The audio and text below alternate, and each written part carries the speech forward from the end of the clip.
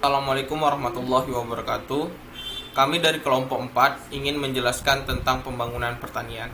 Sebelumnya, kami akan memperkenalkan nama-nama kelompok. Yang pertama ada Aldi Saputra, saya sendiri. Yang kedua ada Anissa Salsabil. Yang ketiga ada Dwi Sri Wahyuningsi. Yang keempat ada Esi Asdestika. Yang kelima ada Fajar Yunandar. Selanjutnya ada Gusti Alfieta, Kolis Safaatin, Melia Irmalisa, Nur Fadila, Nurul Audia Fitri, dan yang terakhir ada Wira Sakti.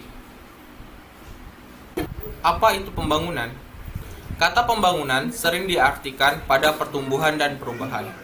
Pembangunan adalah suatu usaha yang terencana atau terarah dalam menghasilkan sesuatu yang dapat dimanfaatkan dalam memenuhi suatu kebutuhan atau juga dapat meningkatkan kesejahteraan hidup manusia.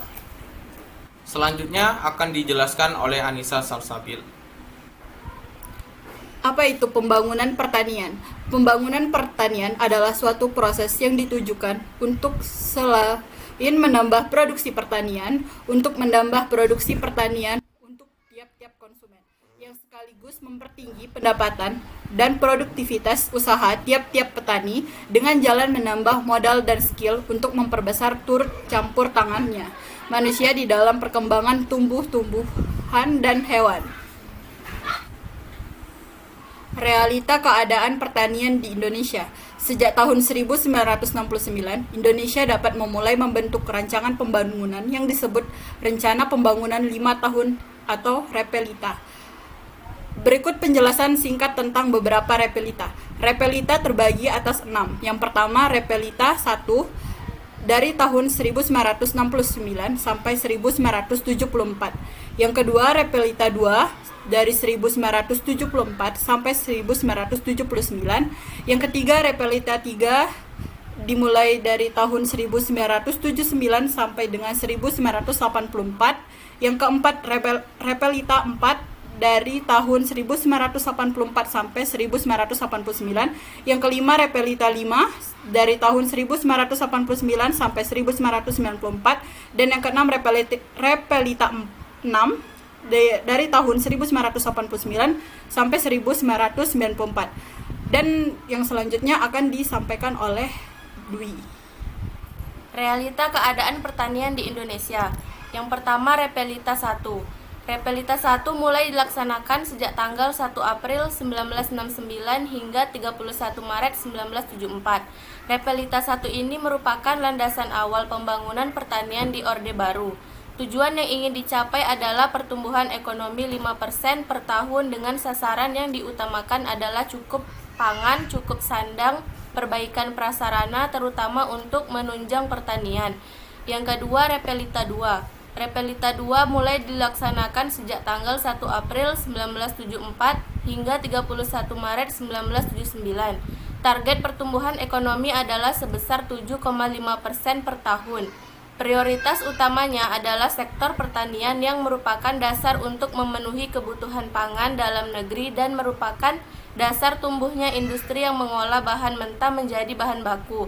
Selain itu, sasaran Repelita 2 ini juga perluasan lapangan kerja.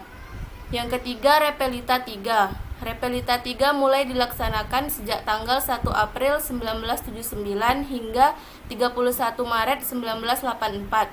Repelita 3 lebih menekankan pada ideologi pembangunan yang bertujuan terciptanya masyarakat yang adil dan makmur berdasarkan Pancasila dan UUD 1945. Arah dan kebijaksanaan ekonominya adalah pembangunan pada segala bidang. Selanjutnya, Repelita 4. Repelita 4 mulai dilaksanakan sejak tanggal 1 April 1984 hingga 31 Maret 1989. Repelita 4 adalah peningkatan dari Repelita 3. Prioritasnya untuk melanjutkan usaha memantapkan swasembada pangan dan meningkatkan industri yang dapat menghasilkan mesin-mesin industri sendiri. Yang kelima, Repelita 5. Repelita 5 mulai dilaksanakan sejak tanggal 1 April 1989 hingga 31 Maret 1994. Pada Repelita 5 ini lebih memiliki beratkan pada sektor pertanian dan industri untuk memantapkan swasembada pangan dan meningkatkan produksi pertanian lainnya serta menghasilkan barang ekspor. Yang keenam, Repelita 6. Repelita 6 mulai dilaksanakan sejak tanggal 1 April 1994 hingga 31 Maret 1999.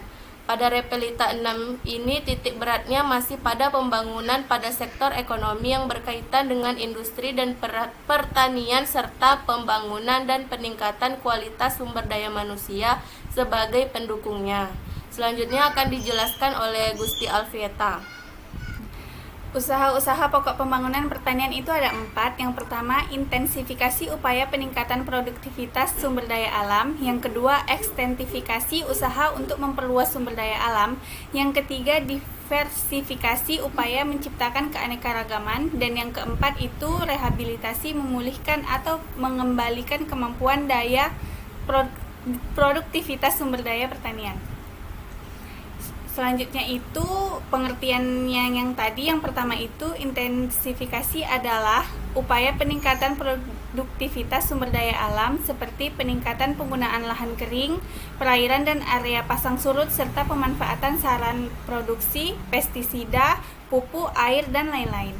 Yang kedua, ekstensifikasi adalah usaha untuk memperluas sumber daya alam seperti memperluas area panen baik tanaman pangan atau tanaman perkebunan, perluasan area tangkapan ikan, perluasan penanaman rumput untuk pakan ternak, dan serta memperluas sumber daya lainnya.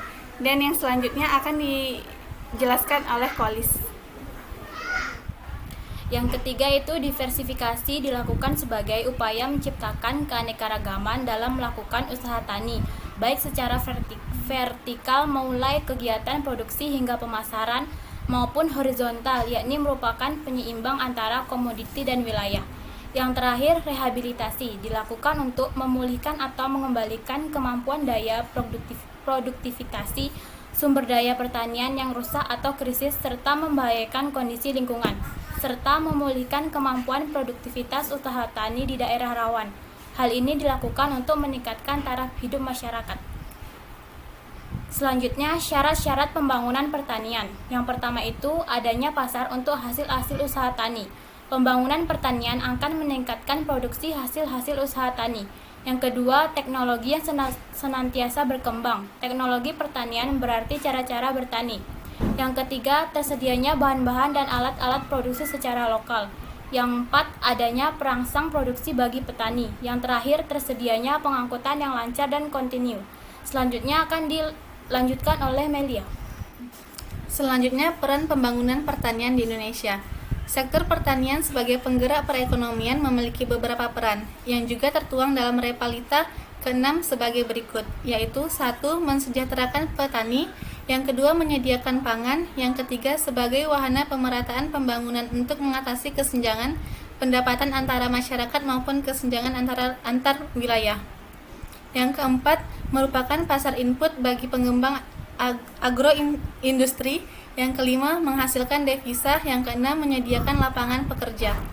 Selanjutnya akan disampaikan oleh Nurul Audia. Tujuan pembangunan pertanian. Secara umum, tujuan pembangunan pertanian adalah meningkatkan produksi untuk memantapkan ketersediaan pangan guna memenuhi kebutuhan pokok masyarakat dari segi jumlah, kualitas dan harga terjangkau, dan meningkatkan pendapatan petani dengan mengembangkan sistem usaha tani yang berwawasan agribisnis agar mampu menghasilkan produk yang berkualitas, berproduktivitas tinggi, dan efisien. Menurut garis-garis besar haluan negara dan pelaksanaan Pelita 2 pembangunan, pertanian ditujukan untuk 1. Meningkatkan produksi pangan menuju swasembada karbohidrat non-terigu sekaligus meningkatkan gizi masyarakat melalui penyediaan protein, lemak, vitamin, dan mineral. 2. Meningkatkan tingkat hidup petani melalui peningkatan penghasilan petani. 3. Memperluas lapangan kerja di sektor pertanian dalam rangka perataan pendapatan. Yang keempat, meningkatkan ekspor sekaligus mengurangi impor hasil pertanian. Yang kelima, meningkatkan dukungan yang kuat terhadap pembangunan industri untuk menghasilkan barang jadi atau setengah jadi. Keenam, memanfaatkan dan memelihara kelestarian sumber alam serta memelihara dan memperbaiki lingkungan hidup. Yang terakhir, meningkatkan pertumbuhan pembangunan pedesaan secara terpadu dan serasi dalam kerangka pembangunan daerah. Selanjutnya yang akan dibacakan oleh Wira Sakti. Selanjutnya, 7 kebijakan pemerintah dalam pertanian itu ada 7. Pertama, kredit usaha rakyat atau KUR. Kredit usaha rakyat atau KUR yang gencar dijalankan pemerintah, mayoritas dinikmati oleh sektor perdagangan dan jasa. Yang kedua, usaha mikro kecil menengah atau UMKM. Indonesia merupakan produsen produk pertanian kelas dunia. Yang ketiga, lembaga keuangan mikro atau LKM. Lembaga keuangan mikro pedesaan dibentuk untuk membantu modal petani dalam menggarap lahannya. Yang keempat, program pengembangan usaha agribisnis pedesaan atau PUAP. Selanjutnya dijelaskan oleh Wira Sakti. Yang kelima ada pembangunan STA atau yang disebut dengan subterminal agribisnis. Sebagai lembaga pemasaran juga berperan sebagai lembaga yang menyediakan sarana produksi pertanian seperti benih atau bibit, pupuk, dan obat-obatan. Dan yang keenam ada program revitalisasi pertanian, perikanan, dan kehutanan atau yang disingkat RPPK. Dan yang ketujuh ada penerapan GAP, Good Agricultural Practice. Sekian dari presentasi kelompok kami. Apabila ada kesalahan mohon dimaafkan. Kami tutup. Assalamualaikum warahmatullahi wabarakatuh.